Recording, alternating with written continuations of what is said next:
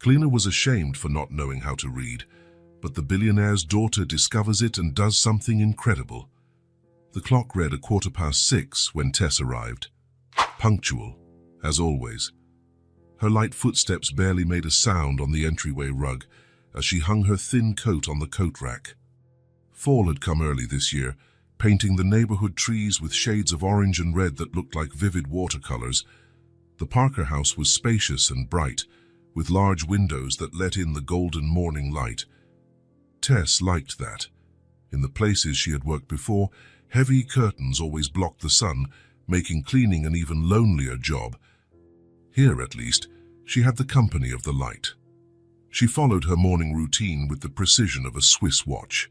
First, the kitchen. She washed the dishes left from the night before, dried the glasses, and organized the pots and pans. Her slender fingers, with short, clean nails, moved skillfully among the utensils. She didn't have to think much about it. Her body already knew the way. The house was still asleep. Mr. Parker, Mike, would leave for the office at 7:30. Little Chloe would wake up around 7, and Tess wanted to have the breakfast table ready before then. She put water on to boil and set out the fruit to be cut. Silence was her most constant companion. In 6 months of working in that house, Tess had learned to move without making a sound, as if trying not to disturb the air around her. It wasn't shyness, it was just the way she had found to exist in other people's spaces, invisible, efficient, useful. At 7 o'clock sharp, she heard the first movements from upstairs. Light, almost bouncing steps. Chloe was awake. The 6-year-old girl had the energy of a small son, and as unlike many children, woke up instantly cheerful, as if she didn't need time to say goodbye to her dreams. "Good morning, Tess." The childish voice arrived before the child, who appeared at the kitchen door still in her pajamas, a light blue set with silver stars. "Good morning, little one." Tess smiled, continuing to cut the fruit. "Did you sleep well?" Chloe nodded energetically, making her blonde curls bounce around her face. Her eyes, a blue so light it resembled a spring sky, sparkled with the typical excitement of someone who sees the world as a grand adventure. "I dreamed there was a dragon in the garden.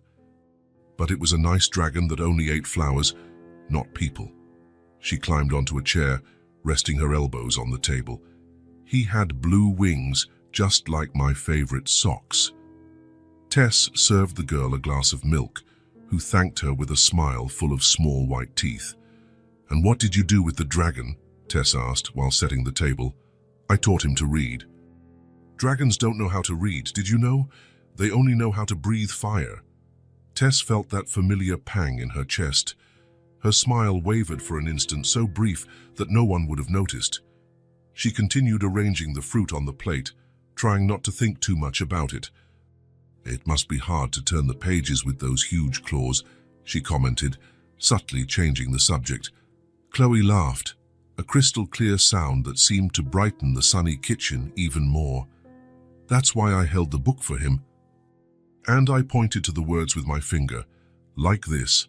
She made the gesture in the air, moving her index finger as if following an invisible line of text. Mike Parker appeared at the door, already dressed for work, with his dark blonde hair combed back and his tie perfectly straight. "So good morning to the two ladies of my life." He smiled, kissing the top of his daughter's head. "What's for breakfast today?" "Fruit, toast, and scrambled eggs, sir," Tess replied, stepping back a little to give him space. "Perfect. And Tess, I've told you before, you can just call me Mike." She nodded, as she always did when he mentioned it, but they both knew she would continue to use sir. Some distances were not easy to shorten. During breakfast, Chloe dominated the conversation with stories about her dragon dream and her plans for the day. Mike listened with genuine attention, asking questions and laughing at the right moments. Tess kept herself busy, cleaning the counter, preparing the girls' lunchbox, always alert in case they needed anything, but maintaining a proper distance. "I'll need to stay late at the office today," Mike commented, looking at his watch. "Can you stay with Chloe until 7? "Of course, sir." Tess nodded, Staying with Chloe was never a problem. The girl had a sweetness that made the work feel lighter. After Mike left, Tess helped Chloe get dressed for school. The girl chose a blue dress with small embroidered butterflies and insisted on combing her own hair, though she needed Tess's help to pin her bangs back with a delicate clip. "Can I take my new book today? The teacher said we can show our favorite books during circle time," Chloe asked, pointing to a colorful pile on her bedroom shelf. "Of course you can. Which one do you want to take?"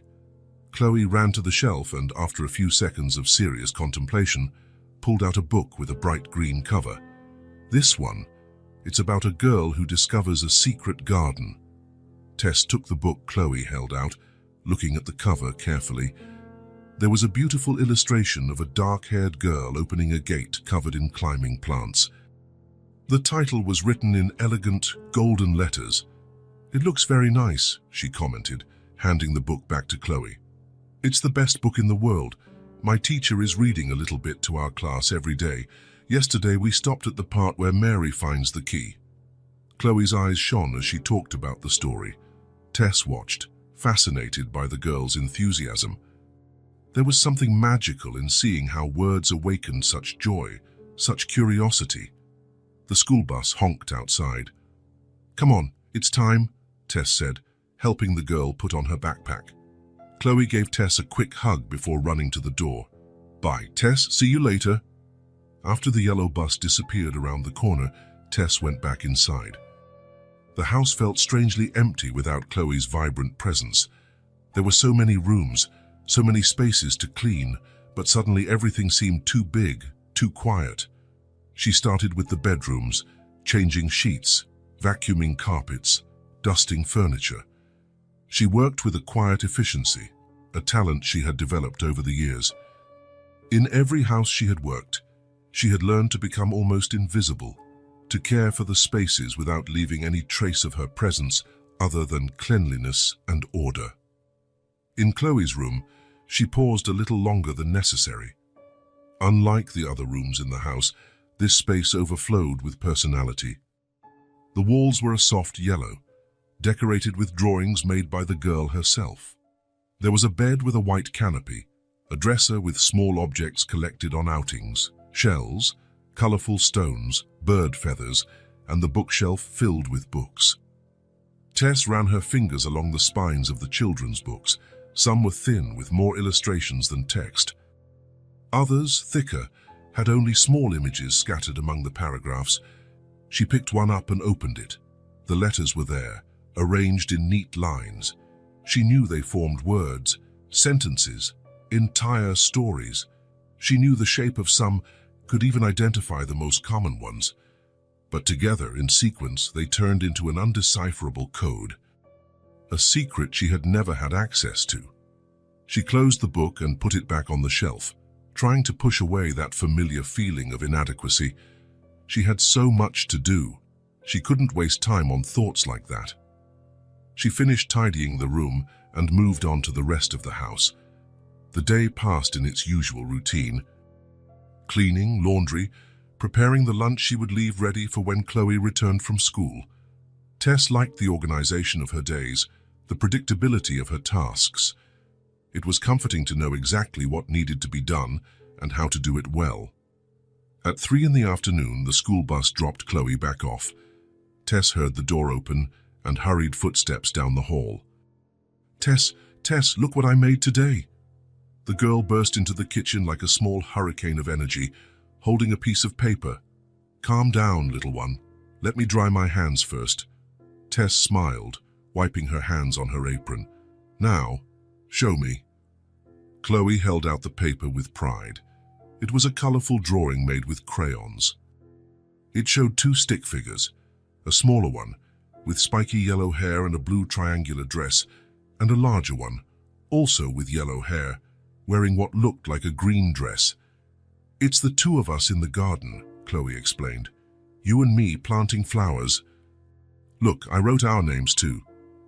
At the top of the drawing, there were 2 words written in the crooked, uncertain handwriting of a child learning to write. Chloe and Tess, in capital letters of different sizes. Tess felt her heart race. There was her name, written by Chloe's small hand. 4 simple letters that carried so much meaning. "It's beautiful, Chloe." Her voice came out a little softer than usual. "Do you really like it? The teacher said I'm getting better at writing. I used to write the letters too big, now they're smaller." "It's perfect," Tess smiled, holding the drawing carefully as if it was something very fragile. "Can I keep it?" Chloe's eyes lit up. "Yes. I made it just for you." Delicately, Tess folded the paper and put it in her apron pocket. She felt a strange emotion, a mix of gratitude and sadness that she couldn't quite name. "Are you hungry? I made pasta with tomato sauce for lunch." "My favorite!" Chloe clapped her hands. "Can I help you set the table?" "Of course you can." While they ate, Chloe talked about her day at school, how she had read aloud to the class. Tess felt that familiar pang, how she had learned about the planets, how she had played tag during recess. "And the teacher said we're going to have a special project next week," the girl continued between bites of pasta. "Everyone is going to write a short story and make a book, with a cover and everything." "That sounds like fun," Tess commented, trying to keep the enthusiasm in her voice. "It's going to be the best project ever. I can write about anything. I'm thinking of writing about a girl who finds a magical cat that can talk. What do you think?" "I think that's a great idea." "Will you help me?" Chloe's blue eyes fixed on hers, full of expectation. Tess felt a lump in her throat. I can listen to your ideas. You're the one with the creativity for it." After lunch, Chloe insisted on showing Tess all the books she had recently received. They sat in the living room, and the girl brought one volume after another, telling her about the stories, showing her favorite illustrations. "This one has a princess who doesn't want to get married and prefers to study stars," she explained, showing a book with a purple cover. "And this one has a boy who finds a dinosaur in his basement." Tess watched attentively, commenting on the illustrations, asking questions about the characters. She carefully avoided any mention of the text, focusing only on the pictures and the stories Chloe told. "Do you like to read, Tess?" Chloe asked suddenly, looking at her with that frank curiosity of a child. The question caught Tess off guard. She felt her heart beat faster, as it always did when the subject got too close to that secret. "I like stories," she answered carefully. "Like the ones you tell me." The answer seemed to satisfy Chloe, who continued showing her books. But Tess noticed something in the girl's eyes, a spark of perception she didn't expect to find in someone so young. In the late afternoon, they sat together at the kitchen table. Chloe had homework to do, write 5 sentences about her favorite animal. Tess prepared dinner while the girl worked, casting occasional glances at the notebook, where Chloe formed letters with her tongue between her teeth, a sign of concentration. There was something fascinating about watching those little hands creating words. The ease with which the girl transformed thoughts into letters, letters into words, words into ideas that others could understand. It was like a little bit of magic happening right before her eyes. "I'm done," Chloe announced, holding up her notebook. "Want to see I wrote about dolphins?" Tess came closer, pretending to examine the work. She could see that the letters formed organized lines, but the meaning remained locked away from her. "It looks very nice," she commented, pointing to a drawing of a dolphin Chloe had made in the margin. "I especially like this detail here." "The teacher said my handwriting is getting better." Chloe smiled, as proud. "I used to write everything too close together. Now I leave space between the words." Tess nodded, turning back to the stove. That familiar feeling of inadequacy settled in her chest again. How much longer could she hide it? How much longer could she dodge questions, pretend to understand things she didn't? When Mike arrived later than usual, Chloe was already in her pajamas, sitting in the living room with one of her books open on her lap. She wasn't really reading, just looking at the pictures and retelling the story she already knew by heart. "How was my girl's day?" he asked, setting his briefcase on the couch and loosening his tie. "It was awesome, Daddy." I showed Tess all my new books and made a special drawing for her. Mike smiled, tired but attentive. That's wonderful, Princess. And you, Tess, did everything go well? Yes, sir. Dinner is ready, and Chloe has already done her homework. You're an angel, you know that? He shook his head, genuinely grateful. I don't know how I managed before you came. Tess felt her cheeks warm at the unexpected compliment. I'm just doing my job, sir. After serving dinner and making sure everything was in order, Tess got ready to leave. As she put on her coat, she felt a small hand take hers. Tess, wait. Chloe was holding another book, different from the ones she had shown earlier. This one looked simpler, with large, colorful letters on the cover. I want to give you this. It's one of my books from when I was learning to read. It has really nice pictures of animals. Tess looked at the book, then at Chloe's hopeful face. The girl had no idea what that gesture meant, how much it stirred up feelings Tess tried to keep buried. That's very kind of you, Chloe, but this is your special book. I want you to have it. I have others. And this one has easy words. Chloe's gaze was intense, as if trying to communicate something beyond the words being said. With slightly trembling hands, Tess accepted the gift. Thank you. I'll take very good care of it. That night, in her small apartment on the other side of town, Tess sat on her bed with two treasures, Chloe's drawing, now carefully smoothed out and placed on the nightstand, and the children's book, with its colorful pages and simple words. She opened the book to the first page.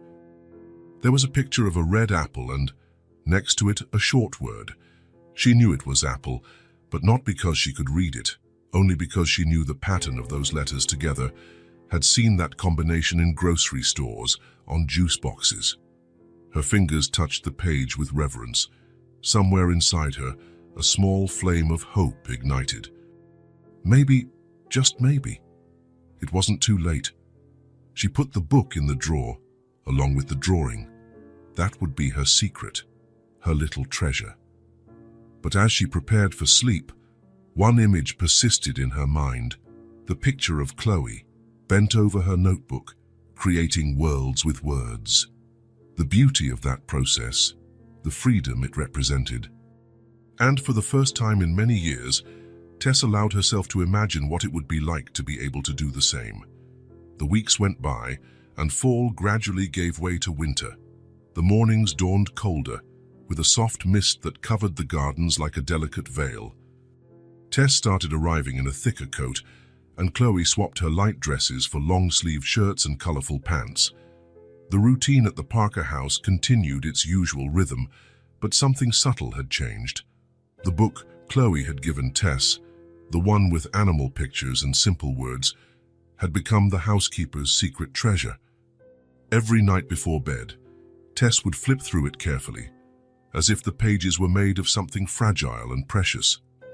She tried to decipher the symbols next to the images, recognizing some letters, trying to blend the sounds, getting frustrated when the meaning escaped her. On a rainy Tuesday, Mike called to say he would be stuck at the office late.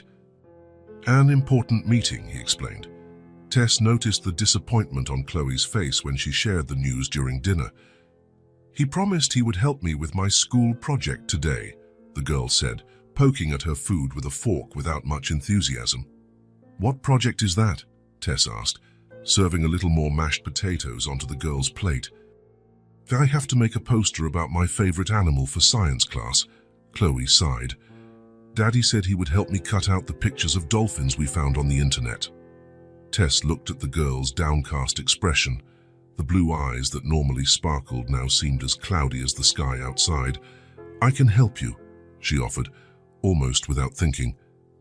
I'm not as good as your dad, but I know how to use scissors. Chloe's face lit up instantly. Really? You'd do that? Of course. After we finish dinner and you take your bath, we can work on your project. You're the best, Tess. The excitement returned to the girl's voice, and she began to eat with renewed enthusiasm. Later, the kitchen table was covered with colorful paper, open magazines, glue sticks, and scissors. Chloe had printed several pictures of dolphins and set out blue construction paper to make the sea background. We'll need to write some things about the dolphins, Chloe said, focused on carefully cutting out the silhouette of a leaping dolphin. Things like where they live, what they eat, how long they live. Tess felt that familiar tightness in her chest. You can do the writing, and I'll take care of gluing the pictures. Your handwriting is very nice. Thanks, Chloe smiled, proud. The teacher said I've improved a lot since the beginning of the year. While Chloe focused on cutting, Tess arranged the finished pictures, thinking about the best layout for the poster. They worked in a comfortable sync, with the rain pattering softly against the windows and the aroma of hot chocolate that Tess had made for them. Done, Chloe announced after an hour. So we finished the pictures part. Now I need to write the information. The girl picked up some sheets of paper where she had jotted down facts about dolphins. Tess watched as she began to transfer this information to the poster, writing with her tongue between her teeth in concentration. There was something fascinating in the way her small fingers held the pencil, in the way her light eyes narrowed slightly as she formed each letter. Do you want to see what I'm writing, Tess? Chloe asked suddenly, looking up with those big, curious eyes. Of course, Tess replied, moving closer. Look, I wrote that dolphins are mammals, not fish. That means they breathe air like us, not in the water like fish. Chloe pointed to one of the sentences on the poster. And here I wrote that they can live up to 40 years. That's a long time, isn't it? Tess looked at the words with a sparkle in her eyes. There was admiration there for Chloe's knowledge, for the girl's ability to turn thoughts into written words. But there was also a shadow of sadness, an invisible barrier that separated her from that world of letters and meanings. That's amazing, Tess commented, her voice a little softer than usual. You know so many things. My teacher says I'm curious. Chloe shrugged, as if it were no big deal. I like learning about animals. Did you know that dolphins sleep with one eye open? I didn't know that, Tess smiled. How do they do that? It's because only half of their brain sleeps at a time. The other half stays awake so they can breathe and don't sink. Chloe gestured excitedly as she explained. So I'm going to write that down too. It's a very cool fact. Tess watched in silence as Chloe wrote this new piece of information on the poster. The girl was completely absorbed in the task, the tip of her tongue sticking out the corner of her mouth as she carefully formed each letter. What do you think, Tess? Is it looking good? The girl held up the poster so Tess could see the completed work. It was truly beautiful. The colorful pictures of dolphins leaping against a blue background, the words written in large, well-formed letters for a 6-year-old. Tess could see the effort, the care Chloe had put into every detail. It's perfect, Chloe. Your teacher is going to love it. The girl smiled, satisfied, and began to put away the supplies.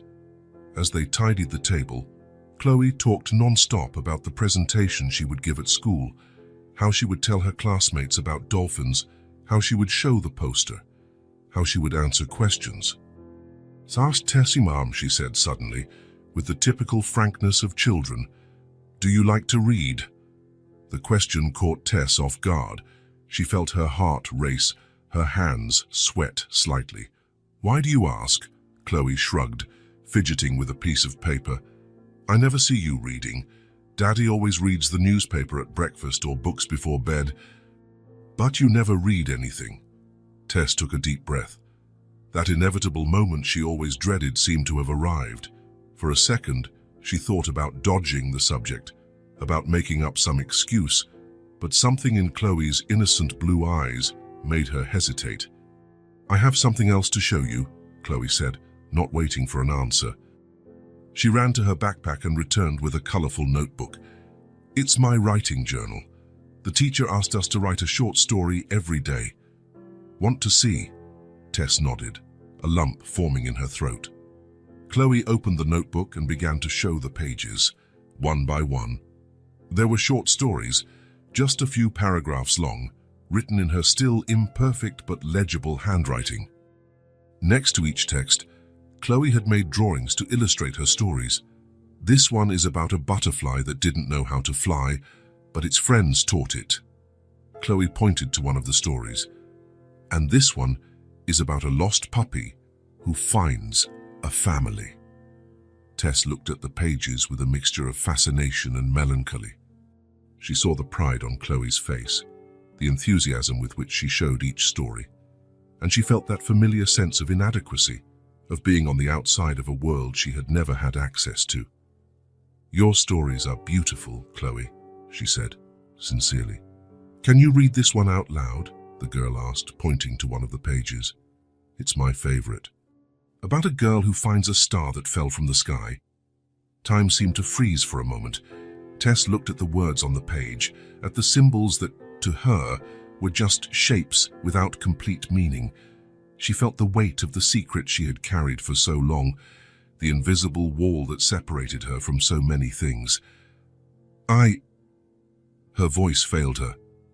"What's wrong, Tess? You don't like this story?"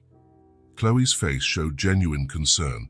It was in that moment, looking at the girl's innocent expression, that Tess felt something break inside her. So many years of hiding, dodging, pretending, so many years of silent shame. "Chloe." Tess took a deep breath, her hands slightly trembling. "I can't read your story. Is it too hard?" The girl tilted her head, confused. "I can write an easier one." "It's not that." Tess swallowed hard. They were sitting at the kitchen table, just the two of them, with the rain falling outside and the rest of the house silent. Maybe it was the right time. Maybe it was safe. "I can't read any story." Chloe's eyes widened slightly. "What do you mean?" Tess felt the weight of the words she was about to say, words she almost never spoke, which she kept like a shameful secret. "I never learned to read," she finally confessed, her voice barely a whisper. The silence that followed seemed endless. Tess kept her eyes down, unable to face what she imagined would be judgment or pity in the girl's eyes. Her face felt hot, her hands cold, her heart racing. But then she felt small, warm fingers touch her hand. Never, not even a little bit. Chloe's voice held no mockery or judgment, just sincere curiosity. Tess shook her head. "I only know how to write my name. I don't know the letters well or how to recognize words. I look at a text and just see symbols that don't make sense to me." "Why didn't you learn? Don't they teach everyone to read in school?" Tess took a deep breath. How could she explain a lifetime of circumstances to a 6-year-old? "And I couldn't go to school much when I was little," she explained, choosing her words carefully. "My family needed me to help at home, and then I started working very young. By the time I realized I had fallen behind, I felt too old to go back to the classroom." Chloe absorbed the information with the seriousness of someone trying to understand something very important. "But how do you read recipes when you cook, or read messages on your phone, or know which products to buy at the store?" "I learned to get by," Tess replied with a small, sad smile. "I memorize recipes that people tell me. I ask other people to read messages on my phone. I recognize products by the pictures and colors on the packaging. The only thing I know how to write is my name." Chloe's blue eyes were fixed on hers, attentive, without a hint of judgment. There was only understanding and genuine curiosity. "That must be hard," the girl said simply. Tess felt a lump in her throat. In her entire life, few people had reacted this way to her confession. Without excessive pity, without judgment, without making her feel diminished or inferior. Just acceptance. "Sometimes it is," she admitted. "There are many things I can't do. I can't read bedtime stories. I can't understand signs in new places. I can't fill out forms by myself." "And you never wanted to learn, even after you were grown up?" "I wanted to. A lot." "But," Tess hesitated, how to explain the fear, the shame, the barriers she herself had built over the years? It's hard to start something like that when you're an adult. People expect you to already know. Chloe was silent for a moment, seeming to think deeply. Then, With the simplicity and clarity that only children possess, she offered, "I can teach you if you want." Tess blinked, surprised by the unexpected offer. "Teach me to read."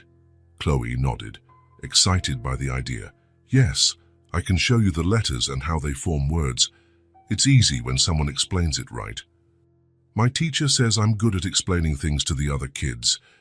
There was so much enthusiasm, so much confidence in that innocent proposal that Tess felt her eyes well up.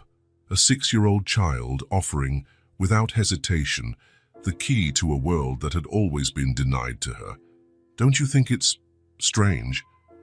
Her grown-up learning from a child, Chloe shrugged, with that simple, direct logic of childhood.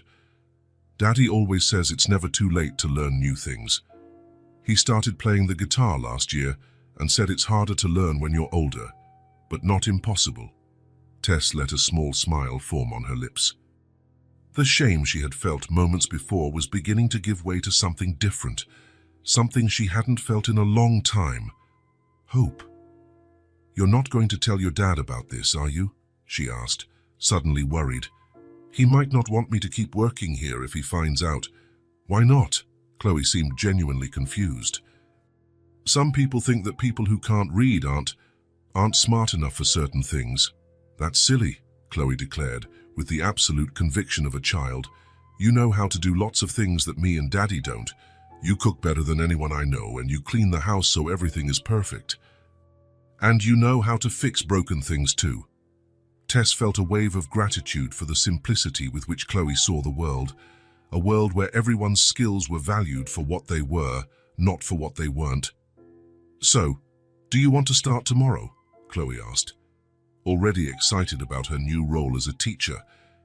The fear and insecurity were still there, but for the first time in a long time, Tess felt that maybe, just maybe, she could take this step. "Yes," she finally replied. "I'd like that, very much." The smile that lit up Chloe's face was like a ray of sunshine amidst the rain falling outside.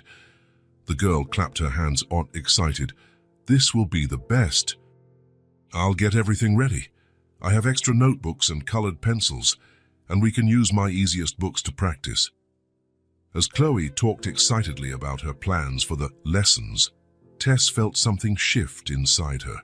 The secret that had been a burden for so long, a barrier between her and the world, had now turned into something else.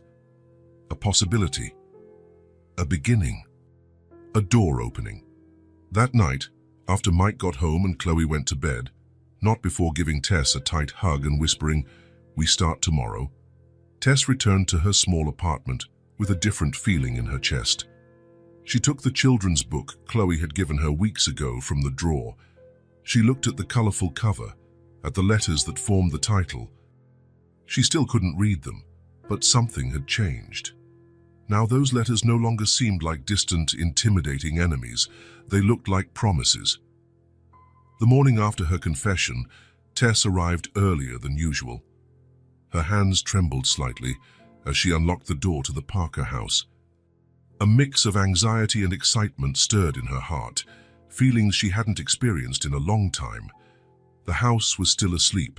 The first rays of sun barely pierced the living room curtains, creating golden patterns on the floor. Tess went to the kitchen and started preparing breakfast, trying to focus on familiar tasks to calm her nerves. She was setting out the fruit when she heard hurried footsteps coming down the stairs. They weren't Mike's heavy steps, but Chloe's bouncing ones. The girl appeared at the kitchen door, still in her pajamas, her blonde hair messy and her blue eyes shining with excitement. "Good morning, Tess," she exclaimed, with surprising energy for that time of the morning. "I woke up early so we could start." Tess couldn't help but smile. "Start what?" "Our lessons, silly." Chloe rolled her eyes as if it were obvious. "I got everything ready last night after you left. Come see." The girl took Tess by the hand and pulled her to the living room. On the coffee table, there were notebooks, colored pencils, erasers, and a few children's books. Everything was arranged with the clumsy care of a 6-year-old trying to imitate the organization of a classroom. "Chloe, Is your dad awake yet? Tess asked, suddenly worried. Not yet. He always sleeps until 7 on weekdays. We have 40 minutes. The girl checked the digital clock on the wall, proud of her ability to calculate the time. I don't know if we should... Please, Tess, Chloe's eyes pleaded, just a little bit before Daddy wakes up. I promise we won't make any noise. Something in the girl's enthusiasm melted Tess's last resistance. She nodded and sat on the couch, while Chloe assumed a posture that mimicked her teacher at school. First, we're going to learn the alphabet, the little teacher announced, picking up a notebook where she had drawn large, colorful letters. These are all the letters that exist. There are 26 of them. Tess looked at the page with a mix of fascination and apprehension. She recognized some letters, like the T and S from her own name. Others looked like completely strange symbols. Let's start with the vowels, Chloe continued seriously. They're the most important because they appear in almost every word. She pointed to 5 letters she had circled in red. A, E, I, O, U. Repeat after me. A, E, I, O, U. Tess repeated, feeling strangely vulnerable. It was a curious feeling being there, a grown woman, repeating basic sounds under the instruction of a 6-year-old child. Very good, Chloe clapped, imitating the positive reinforcement she probably received from her teacher. Now let's see how they sound in words. A as in apple, E as in elephant, I as in igloo, O as in octopus, and U as in umbrella. For each example, Chloe showed a drawing she had made next to the letter. Her drawings were simple and childlike, but perfectly recognizable. A yellow and black bee, a gray elephant, an island with palm trees, a white egg, and purple grapes. Note, I've localized some of the examples to better fit English phonics. Abelha, apple, ilha igloo, ovo octopus, uva umbrella. Your turn, Chloe said. What word starts with A? Tess thought for a moment. And, yes, Chloe's smile lit up the room. And with E? Egg? Perfect. With I? Ice? That's right. With O? Orange. Yes, and with U? Tess hesitated. Up? Exactly. Chloe seemed genuinely impressed. You're good at this, Tess.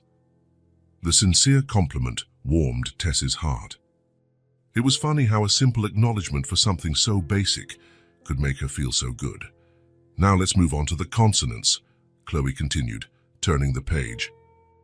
These are a little trickier because they have different sounds depending on the vowels that come after them. For the next 20 minutes, Chloe went through each letter of the alphabet, explaining its sounds with simple examples. Tess repeated, sometimes confusing similar letters like B and D, or forgetting the pronunciation of some less common ones.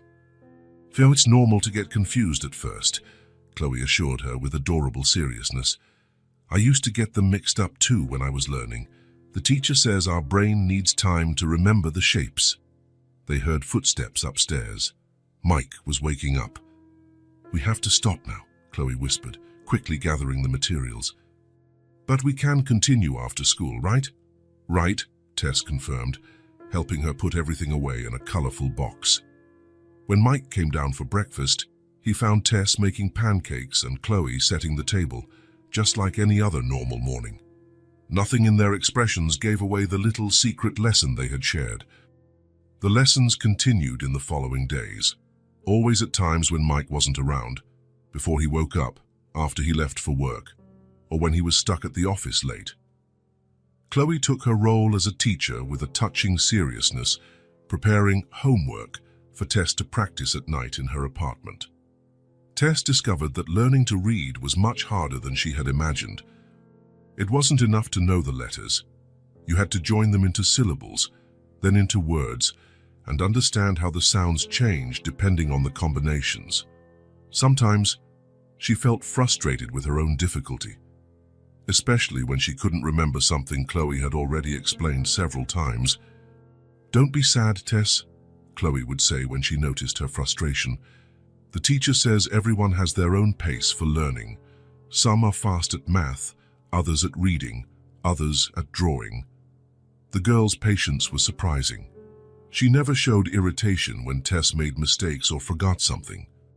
She just explained it again, in a different way, often making up funny associations to help Tess remember. The B has its belly facing right, and the D has its belly facing left, she explained one day, drawing the letters in the air with her finger.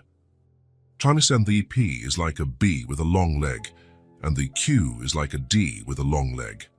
Tess started creating her own memorization system. She would cut out packaging from products she used at home, cereal boxes, milk cartons, cookie packages, and try to identify the letters she knew. At night, she practiced writing in a notebook Chloe had given her, carefully tracing letters, like a child taking her first steps in writing. One afternoon, after school, they sat at the kitchen table for another lesson. Mike had called to say he had an important meeting and would be home after dinner. "Today we're going to put more syllables together," Chloe announced, placing colorful flashcards on the table. On each card was a simple syllable: B-A, B-E, B-I, B-O, B-U, C-A, C-E, C-I, C-O, C-U, and so on. "Look closely at each one," the girl instructed. "First, recognize the letters. Then blend the sounds." Tess looked at the cards, identifying the letters she knew best. B-A, B-A, she tried. "That's it. Now, B. B-E, B. Perfect. Now, B-I. B-I, B-I." They continued with each card, Tess gaining more confidence with every syllable she managed to pronounce correctly. There was something liberating about hearing her own voice form those sounds, as if she were deciphering a secret code. "Now," Chloe said with a mischievous smile, "let's put two syllables together to make words." She took the card with T-A and placed it next to the card with B-L-E, localized casa to a more phonetically simple English word. "What does it make?" Tess looked at the two cards, trying to blend the sounds in her head.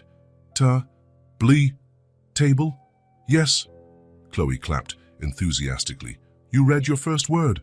But Tess shook her head. "I only guessed because you put the cards together. I don't know if I could read it if it were written down."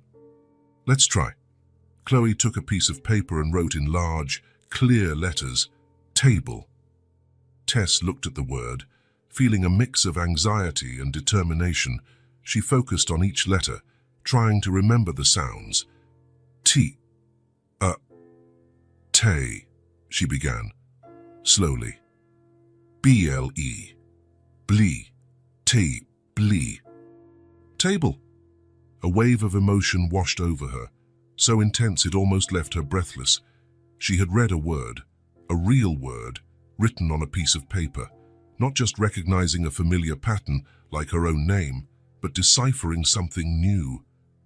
"You did it!" Chloe jumped out of her chair and hugged Tess. "I knew you could." Tess felt her eyes well up. It was just a simple word, 5 letters, that any 6-year-old would read effortlessly. But for her, it represented something monumental, a first crack in the wall that separated her from the world of letters. "Want to try another one?" Chloe asked, already writing on another piece of paper. In the following minutes, Tess read with growing confidence. Ball, cow, duck, fairy. Each correctly deciphered word was met with enthusiastic applause from Chloe, whose pride seemed as great as Tess's. "I have a challenge for you now," the girl said, writing something longer on the paper. Tess watched the letters form, feeling a pang of apprehension. There were more letters, joined in a way she didn't immediately recognize. Pencil. Tess took a deep breath, facing the challenge. P-E-N, pen, she began, sounding out the syllables slowly. C-I-L, seal, pen, seal, pencil. "That's it." Chloe clapped so hard her small hands turned red. "You read a big word." There was such pure joy on the child's face, such genuine pride in her students' achievements that Tess felt her heart overflow with gratitude. Here she was, a grown woman who had spent her whole life avoiding situations that exposed her limitation, now celebrating as a huge victory the ability to read words that 6-year-olds mastered effortlessly. And there was no shame in it, not with Chloe looking at her that way, as if she had just accomplished the most impressive thing in the world. "Can I try writing one now?" Tess asked, feeling bold with her new knowledge. "Of course." Chloe pushed the paper and pencil toward her. With a slightly trembling hand, Tess carefully wrote, "Cake." "Is that right?" she asked, unsure. Chloe examined the word with the seriousness of an experienced teacher. "Yes, it's perfect. Kaki, you wrote cake." Tess felt a wave of satisfaction run through her body. It was as if something dormant inside her was finally awakening, a capacity that had always existed, but had never had a chance to flourish. "I want to try one more," she said, pulling another piece of paper. This time she concentrated intensely, trying to remember the exact shape of each letter. She wrote slowly, "Sun." "Sun," Chloe read aloud. "You wrote sun, and the letter L is perfect." Note, corrected Chloe's dialogue to reflect the word written. "And the letters are perfect." Tess looked at the word she had just written, 3 simple letters that together represented something bright and warm, just like she felt inside at that moment. "Thank you, Chloe," she said, her voice thick with emotion. "You don't know what this means to me." The girl smiled, her blue eyes shining. "Now you can read stories by yourself like me." "There's still a long way to go for that," Tess laughed. "But I'm starting to believe that one day I will. I'm sure you will." Chloe spoke with the absolute conviction that only children possess. "And when you do, we'll read books together, 1 page each." The image of that possible future, her and Chloe sitting side by side, sharing the reading of a book, filled Tess with a determination she hadn't known before. It wouldn't be easy, she knew that. There was so much to learn, so many obstacles to overcome. But that small taste of success, that simple word, sun, that she had managed to read on her own, was like a promise that the light was within reach. "We'll practice more tomorrow," Chloe said, gathering the materials. "And I have a surprise for you." "What surprise?" "If I tell you, it won't be a surprise." The girl laughed, putting the papers in her special lessons box. As they prepared dinner together, Tess found herself looking at the letters on the pasta box. Before they were just meaningless shapes. Now, she was starting to recognize some patterns, some combinations. The world of words, which had always seemed locked away from her, was showing its first cracks of opening. That night, after Mike arrived and Chloe went to bed, Tess returned to her apartment with a different energy. Instead of turning on the television as she usually did, she sat at the small kitchen table with the notebook Chloe had given her. Page after page, she practiced the letters they had learned. Then she tried to write the words she had managed to read earlier. Table, ball, sun. She looked at the last word for a long time. It was simple, so simple. Just 3 letters. But for Tess, it meant a light was beginning to shine in a place that had always been dark. She took a fresh sheet of paper and with the utmost care wrote, "Thank you, Chloe." She wasn't sure if it was completely correct, if the letters were in the right order, or if she had written it exactly as she should. But the act itself, trying to express gratitude through written words, felt like the most important step she had ever taken. Tomorrow, she would show Chloe.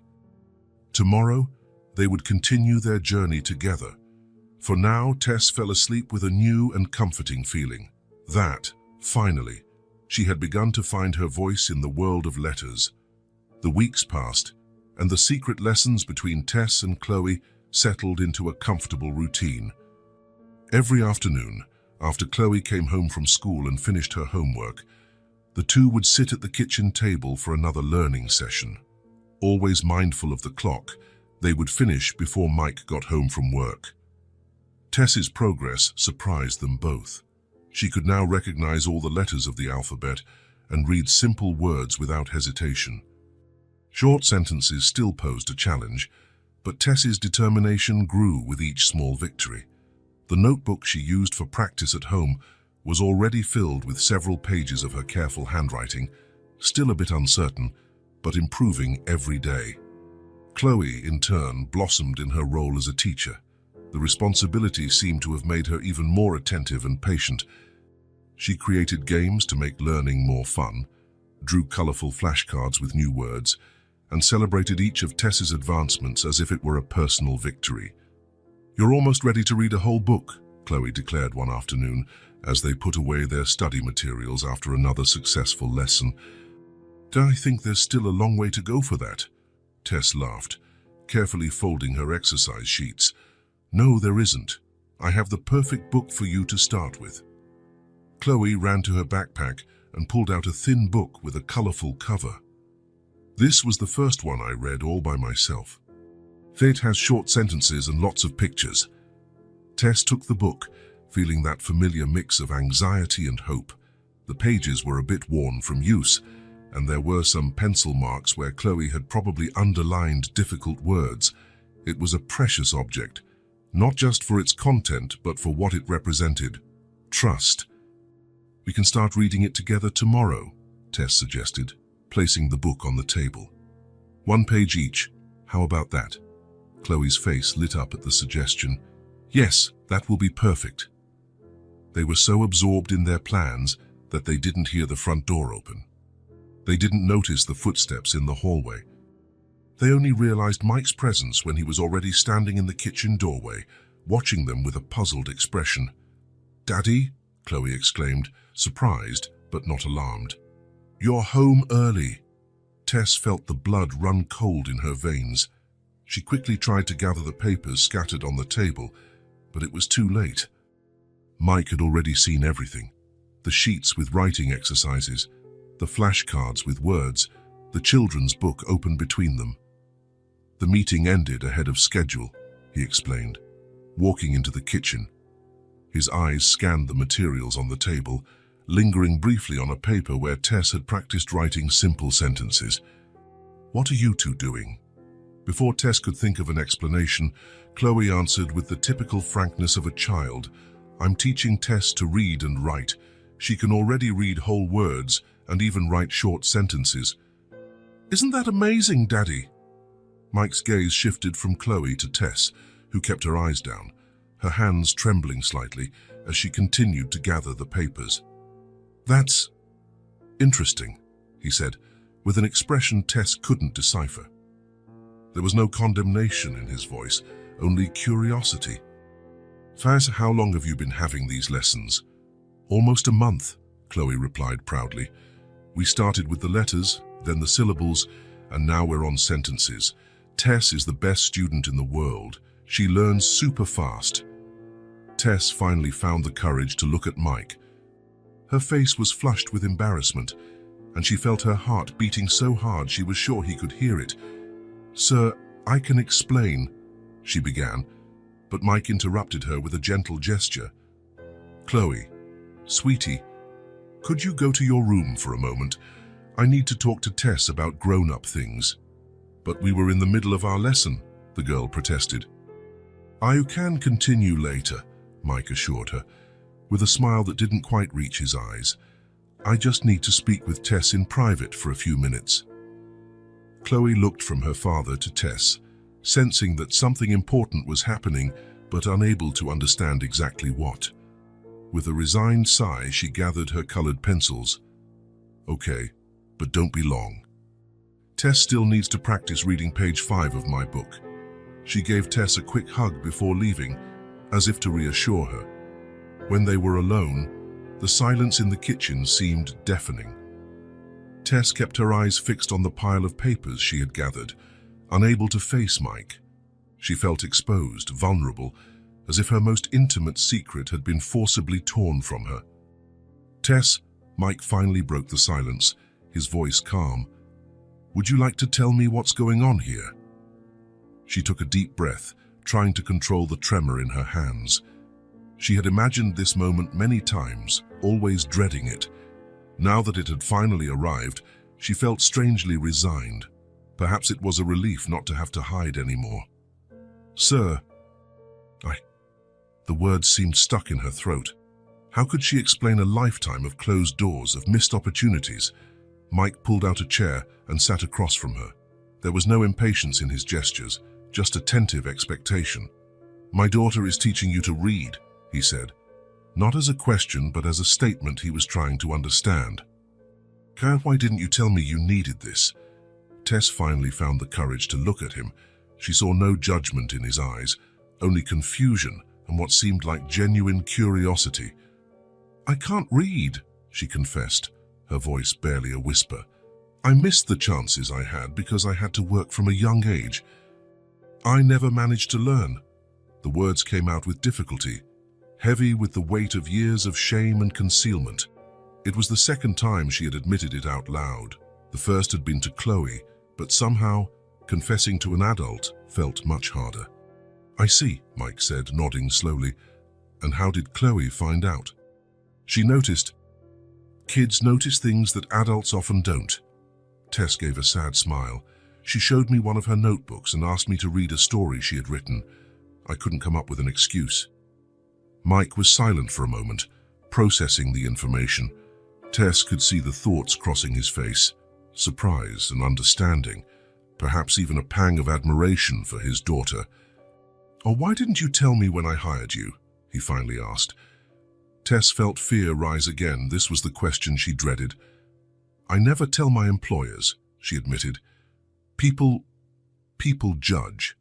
They think that someone who can't read isn't capable. I've lost jobs before when they found out." Her hands clenched together on the table. "Your daughter just wanted to help me. Please, don't fire me." The last words came out almost as a plea, filled with the real fear of losing not just her job, but also the connection she had formed in that house, especially with Chloe. Mike seemed genuinely surprised by the request. "Fire you? Why would I do that?" "Because I lied." "By omission, but still." Tess couldn't finish the sentence. "Tess," Mike leaned forward a little, his tone serious but gentle. "You are the best person who has ever taken care of this house and my daughter. Chloe adores you. I trust you. The fact that you can't read doesn't change any of that." Tess blinked, surprised by the response. She had braced herself for anger, disappointment, or at best condescending pity, but Mike's calm acceptance caught her completely off guard. "What surprises me," he continued, "is that you managed to hide this for so long. How do you get by with recipes, shopping lists, messages I leave?" "Adaptation," Tess replied, feeling a little more secure. "Say I memorize recipes. I recognize products by their packaging. I ask other people to read messages for me, saying I forgot my glasses. You learn to manage when you have no choice." Mike nodded thoughtfully. "It must have been difficult." "It was. It is." Tess felt something loosen inside her, like a knot beginning to unravel. "But I'm learning now." "Chloe is an amazing teacher." A small smile appeared on Mike's lips. "That doesn't surprise me. She takes everything she does very seriously." He glanced at the papers on the table. "May I see your progress?" Hesitantly, Tess pushed some of the practice sheets toward him. She felt strangely vulnerable, as if she were showing a very private part of herself. It was her still uncertain handwriting, her attempts, her mistakes and successes. Mike examined the papers with genuine attention. "Impressive," he commented, "for someone who's only been learning for a month." "I still make a lot of mistakes," Tess hurried to say. "We all do when we're learning something new." Mike handed the papers back. When I started playing the guitar last year, my fingers were raw and I couldn't make a decent chord for weeks. Chloe used to laugh at the horrible noises I made." The comparison caught Tess by surprise, drawing a small smile from her. "It's different." "Why? Because you're an adult? Because reading is something and everyone should know?" Mike shook his head. That's nonsense.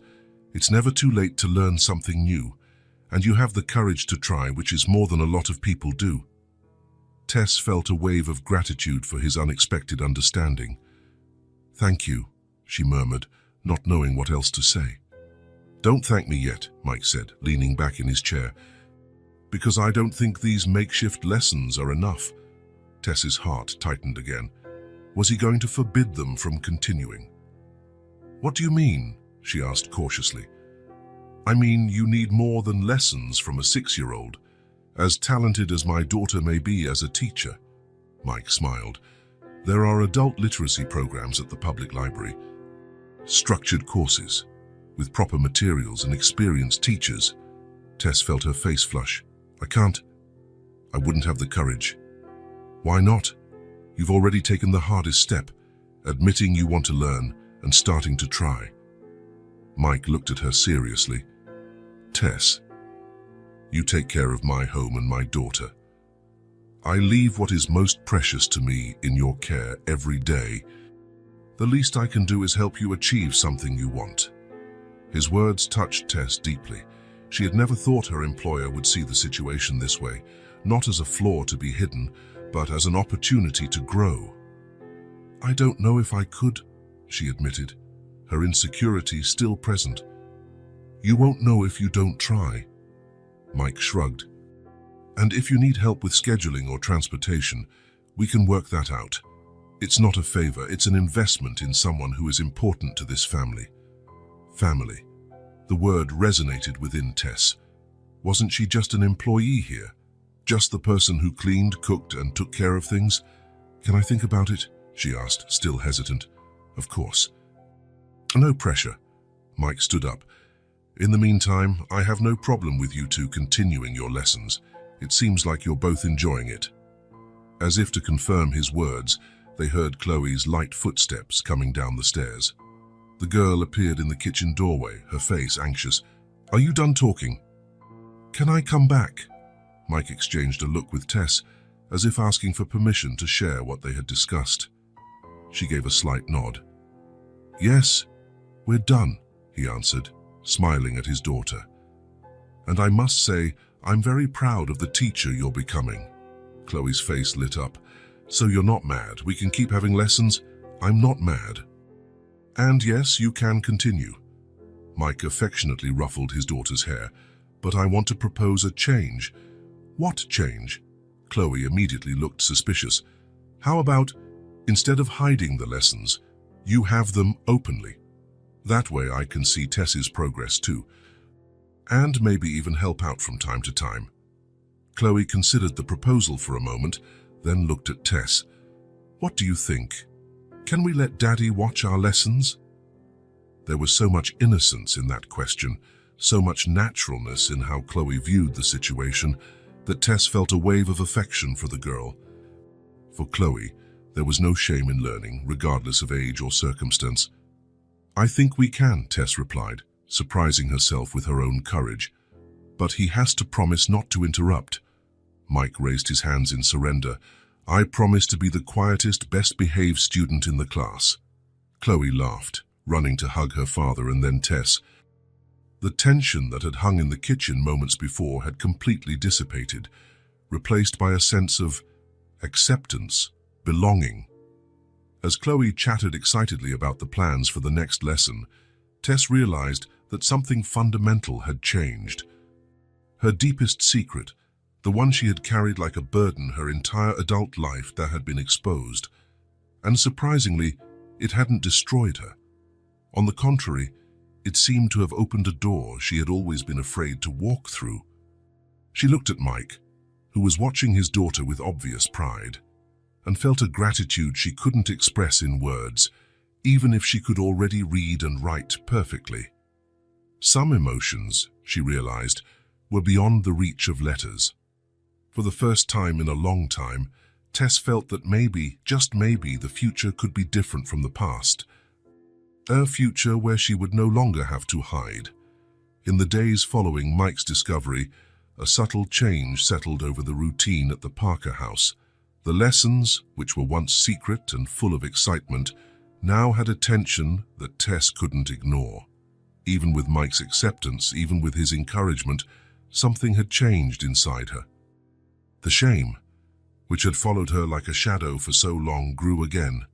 Every time she picked up a pencil to write and felt Mike's eyes on her, Tess relived all the times she had been judged, all the doors that had closed, all the pitying looks she had received throughout her life. It wasn't Mike's fault. He tried to be discreet, not to interfere, just watching from a distance as Chloe conducted the lessons with her usual energy. Sometimes he would even praise Tess's progress, noting how she could already read more complex words or write short sentences without help.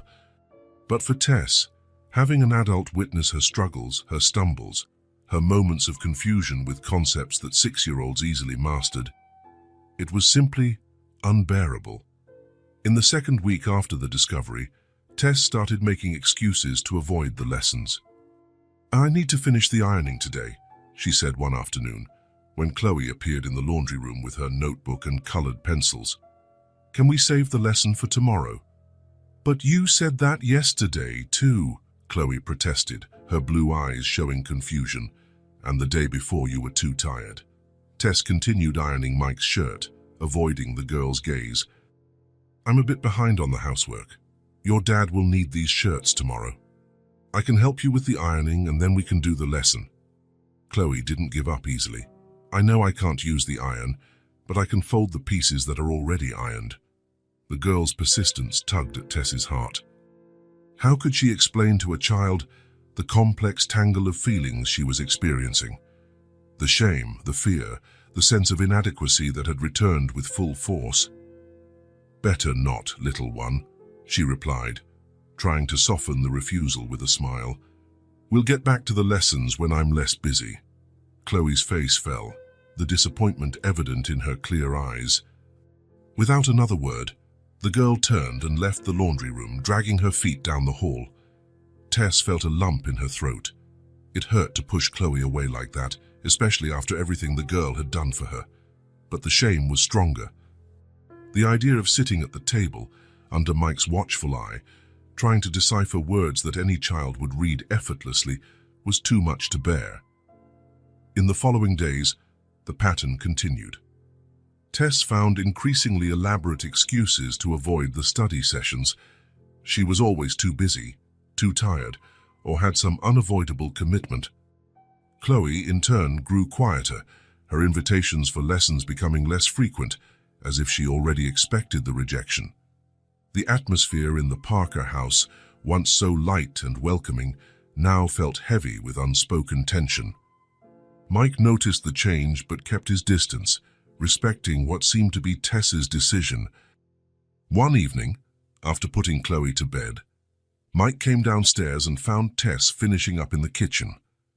She had developed the habit of waiting until he put his daughter to bed before doing the final chores, thus avoiding any possibility of being invited for a night lesson. "Tess," he called softly, "can we talk for a minute?" She froze, her hand still holding the dish towel. "Of course, sir." "Please, call me Mike. We've talked about this." He smiled, sitting down at the kitchen table and indicating the chair opposite him.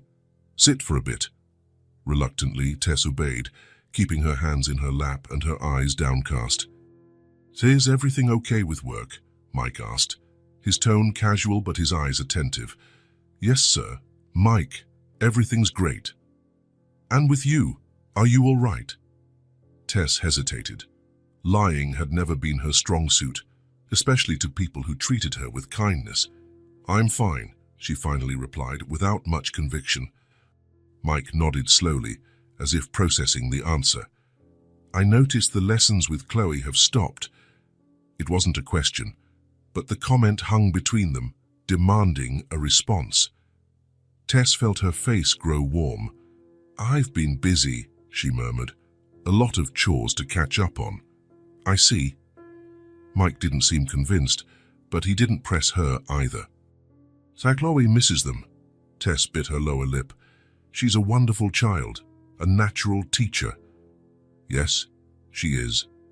A proud smile crossed Mike's face. "You know, She's never shown so much interest in teaching before, not even with her dolls or school friends. Tess didn't know what to say, so she remained silent, her eyes fixed on her own hands. I wanted you to know, Mike continued, that my offer to help with adult literacy programs still stands. I looked into some at the public library. They have classes at different times, including in the evening. The mention of formal literacy programs made Tess shrink inwardly. The idea of sitting in a room full of strangers, all of them knowing her limitation, was terrifying. Thank you, but I don't know if I'm ready for that, she answered honestly. Mike nodded, understanding. No pressure. I just want you to know there are options, he paused, and that nothing has changed regarding your job here. I still trust you completely. Mike's kind words only increased the guilt Tess felt. Here he was, offering help, securing her job, and she couldn't even match his daughter's enthusiasm. I really appreciate it, she said, her voice little more than a whisper. Mike stood up, indicating the conversation was over. Good night, Tess. Don't stay up too late. After he left, Tess remained seated for a long moment, the silence of the house weighing on her. She thought of Chloe, of the sparkle in her eyes when she explained something new, of the infinite patience she showed when Tess stumbled over words. She missed those moments, but the shame was too high a wall to climb. In the days that followed, the distance between Tess and Chloe grew. There were still smiles, still conversations about the school day or Chloe's drawings, but that special bond the lessons had created was missing. It was as if an invisible thread connecting them had been cut. Tess noticed the sadness in Chloe's eyes, the way the girl would look hopefully at the clock when she finished her homework, as if still hoping Tess would suggest a study session. But the suggestion never came, and the sparkle in the girl's eyes dimmed with each passing day.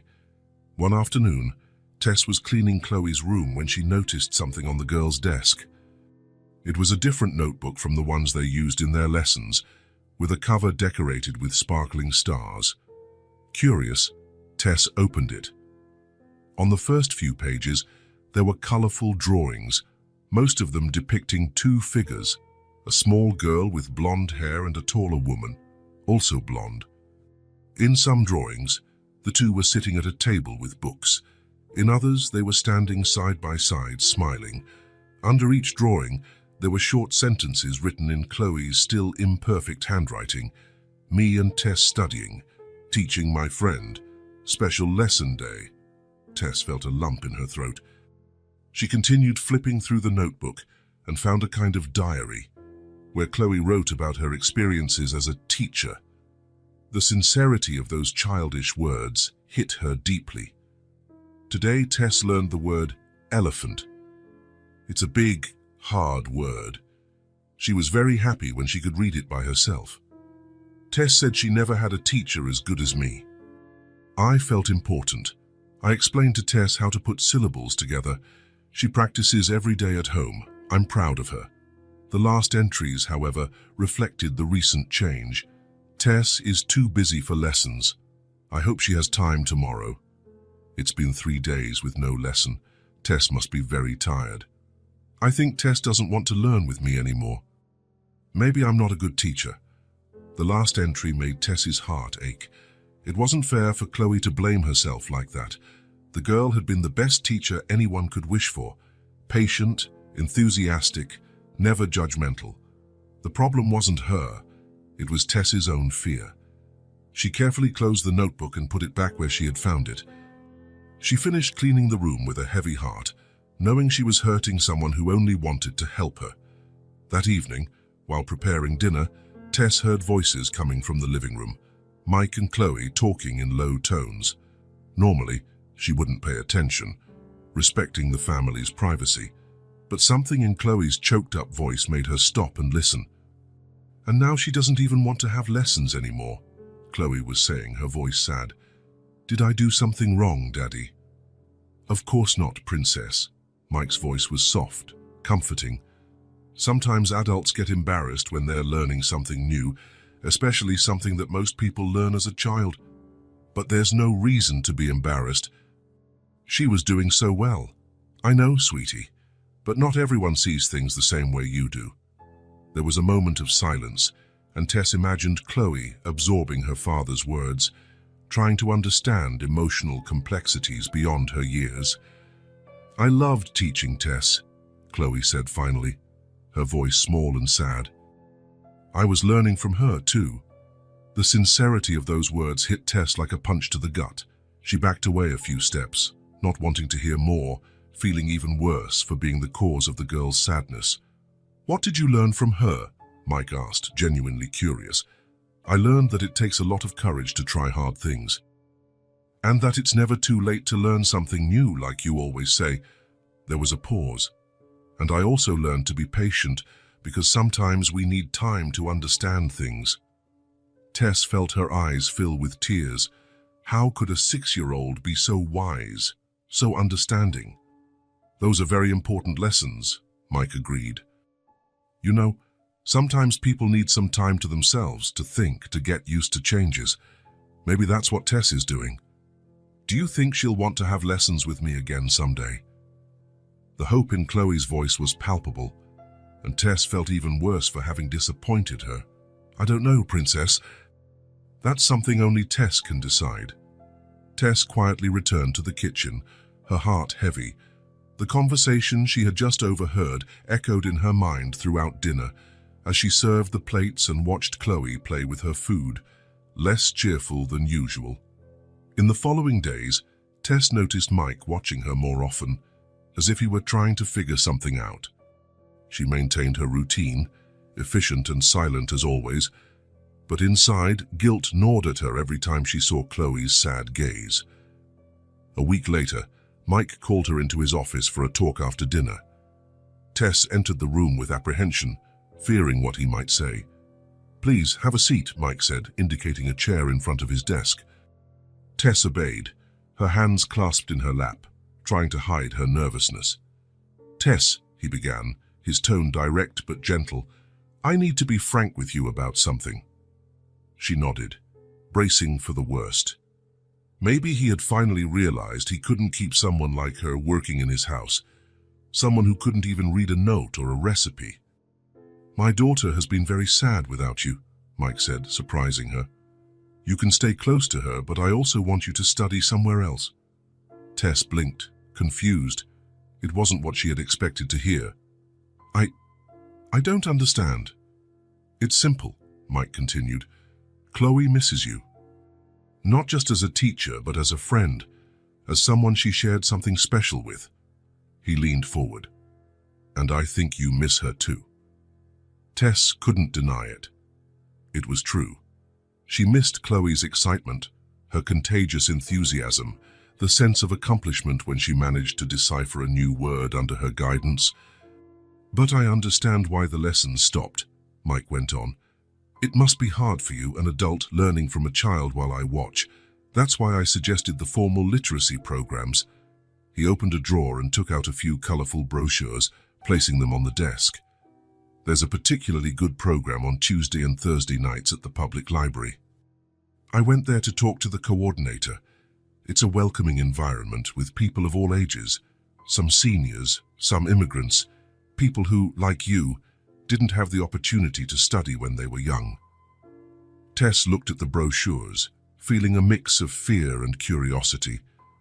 "What I'm proposing," Mike continued, "is that you resume your friendship with Chloe. Let her keep helping you in her own way, but also seek this more formal instruction. I can adjust your work schedule so you can attend the classes, and I can even cover the transportation costs." Tess felt something stir inside her, a small spark of hope, perhaps. The idea of learning in a structured environment, with materials appropriate for adults, was scary, but also tempting. "Why would you do this for me?" she asked, genuinely perplexed. Mike smiled. "Because you're important to this family, Tess. Because my daughter cares about you. And because I believe everyone deserves a chance to learn, no matter when." Tess looked at the brochures again, this time allowing herself to imagine what it would be like to sit in a real classroom, with a real teacher, with books made for people like her. "I'm not pressuring you," Mike added, but I'd like you to consider the offer for yourself. And yes, also for Chloe, who misses you terribly. Something inside Tess began to loosen, like a knot being slowly untied. The shame was still there, but alongside it, something new was growing, a sense of possibility, that maybe it wasn't too late. "I'll think about it," she finally replied. "Thank you." "Mike," he smiled upon hearing his name, without the usual "sir" Tess insisted on using. "That's all I ask, that you think about it." As she left the office, Tess took the brochures with her, hidden inside her apron pocket. She wasn't ready to make a decision yet, but for the first time in weeks, she felt there was a path forward, not just a return to lessons with Chloe, but something more, something that could truly change her life. As she went upstairs to tidy Chloe's room for the night, Tess felt an unexpected relief, as if a weight she didn't even know she was carrying had been lifted from her shoulders. It was time, and perhaps, to take a new step. The public library was a 20-minute bus ride from the Parker house. It was an old red brick building with large arched windows and a stone staircase leading to the main entrance. Tess had passed by it dozens of times, but had never had the courage to go inside. To her, libraries were intimidating places, temples of a knowledge to which she had no access. That Tuesday evening, however, she climbed the steps with hesitant feet, Chloe's small hand held firmly in hers. Mike walked beside them, carrying a folder with the necessary documents for registration. "This is going to be awesome, Tess," Chloe said, skipping beside her. "Mrs. Roberts, the coordinator, is super nice. Daddy and I came to meet her last week." Tess just nodded, her heart pounding against her chest. After days of consideration, she had finally accepted Mike's offer to attend the adult literacy program. Chloe had been so excited about the news that she had insisted on coming with her on the first day. "You don't need to be nervous," Mike said, noticing her apprehension. "Everyone who attends the program is in the same situation as you." The inside of the library was cozy, with dark wooden shelves full of books and reading areas with comfortable armchairs. A woman with grey hair and a kind smile approached as soon as they entered. "You must be Tess," she said, extending her hand. "I'm Eleanor Roberts, the program coordinator. Mike and Chloe have told me a lot about you." Tess shook the offered hand, feeling strangely shy. "Nice to meet you." "The pleasure is all mine. We're always happy to welcome new students." Mrs. Roberts smiled at Chloe. "And this young lady told me you already have an excellent private tutor." Chloe puffed out her chest, proud. "I taught Tess how to read some words. She learns super fast." "I'm sure she does. Now, how about you accompany me to the room where our classes are held?" A registration is done there. The room was at the back of the library, a large, well-lit space with round tables and comfortable chairs. On the walls, there were colorful posters with the alphabet, maps, and motivational quotes. A small whiteboard took up one wall, and there was a shelf with books that looked simpler than those in the rest of the library. A few people were already in the room, an elderly man, two middle-aged women, and a young man who looked to be in his 20s. They all glanced briefly as the group entered, but soon returned to their activities, showing no judgment. "We have students of all ages and from all walks of life," Mrs. Roberts explained as she led them to a table in the corner, where forms were organized in stacks. "Some are seniors who didn't have the opportunity to study in their youth. Others are immigrants learning our language. Some, like you, started working very young and missed the chance to complete their education." She picked up a form and placed it on the table. "This is our registration form. I usually help new students fill it out, since many can't yet read or write with ease." Tess looked at the paper, feeling that familiar sense of inadequacy in the face of a text she couldn't fully comprehend. But then, something caught her attention. At the top of the form, there was a word she recognized immediately: registration."registration," she read aloud, surprising herself. "Registration.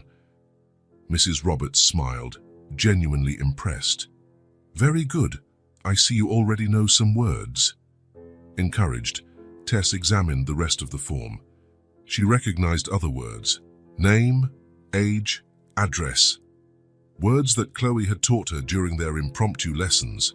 Can I try to fill in some parts? She asked hesitantly. Of course you can, the coordinator replied, handing her a pen. With a slightly trembling hand, Tess began to write her full name in the indicated space. The letters came out a little crooked but legible. Next to it, she wrote her age.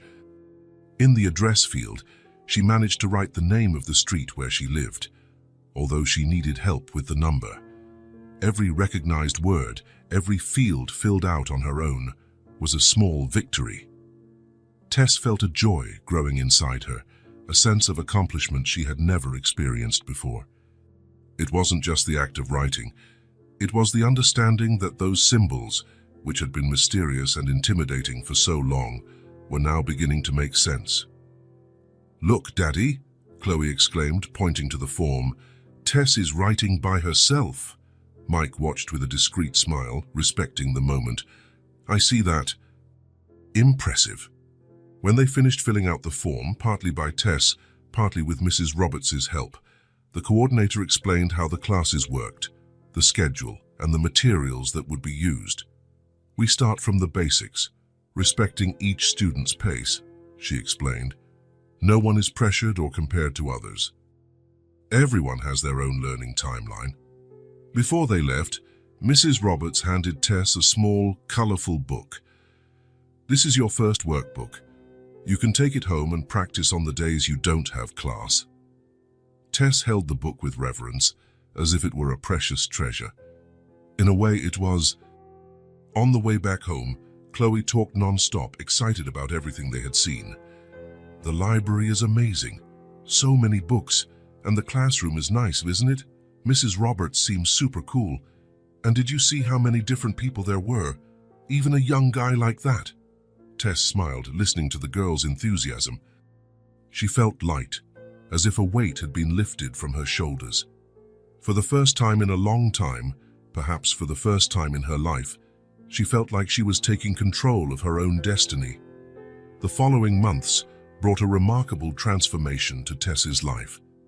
Twice a week, she attended classes at the library, absorbing knowledge with the veracity of someone who had been starved for a long time.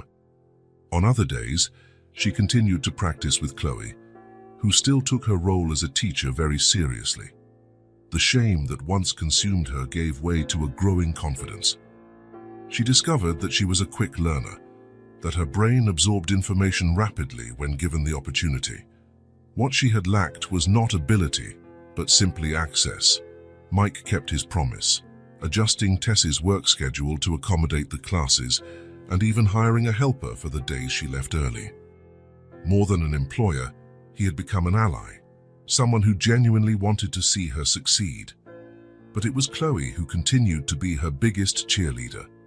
The girl eagerly awaited reports from the library classes, wanted to see all the exercises Tess completed, and celebrated each new achievement as if it were her own. You're learning faster than anyone I know, Chloe said one afternoon, as they reviewed a writing exercise together. Mrs. Roberts told Daddy that too. Tess smiled, touched by the pride in the girl's voice. It's because I have the best teacher in the world helping me. At home, Tess began to show off her new skill in small ways, reading product labels, leaving written notes for Mike, taking down phone messages.